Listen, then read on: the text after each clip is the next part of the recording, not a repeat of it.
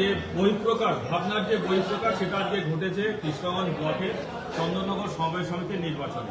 44টা সিটে এখানে নির্বাচন প্রতিদ্বন্দ্বিতা করেছে, প্রত্যেকটা সিটে বিরোধীরা ছিল এবং তারা প্রার্থী দিয়েছে। গণতান্ত্রিক প্রক্রিয়ায় এখানে নির্বাচনে তারা অংশগ্রহণ করেছে এবং 44টার মধ্যে 39টিতে বিপুল ভোটে তৃণমূল কংগ্রেস সমর্থিত আমাদের সমবায় বন্ধুরা জয়যুক্ত হয়েছেন। তাদেরকে আমরা জাতীয়তাবাদী অভিনন্দন জানাচ্ছি, শুভেচ্ছা জানাচ্ছি।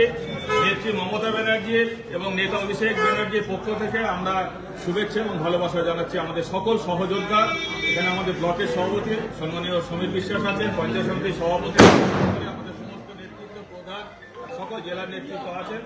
প্রত্যেককে পরাক্ত সৈনিক তারা এবং যারা নির্বাচিত হয়েছে দেখছেন তারা দীর্ঘক্ষণ আনন্দ করছেন এবং মানুষ স্বতঃস্ফূর্তভাবে তাদের পাশে এসেছেন, আনন্দে মুখরিত।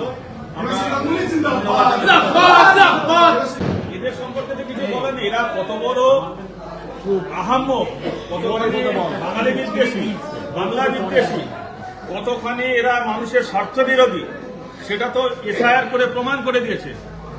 একেবারে কোট আনকোট বলছে নির্লজ্জ বেহায়া বিজেপি। তারা গণতন্ত্রকে হত্যা করছে, বাংলার মানুষের ভোটাধিকার কেড়ে নিতে চাইছে। ওরা সদর্পে বলছে 1.5 কোটি 2 কোটি বাঙালির নাম ভোটার তালিকা থেকে বাদ দেবে। হিম্মত আছে ওদের এই কথা বলার? একদম স্বাভাবিক, একদম স্বাভাবিক। শুধু আপনাদের দায়িত্ব নিয়ে বলছি, মানুষকে গণতান্ত্রিকভাবে ভোটাধিকার প্রয়োগ করতে দিয়ে বিজেপি ধুয়ে মুছে সাফ হয়ে যাবে, ধুলিস সাফ হয়ে যাবে, বাংলায় কোনো অস্তিত্ব থাকবে না, চ্যালেঞ্জ করে বলছে।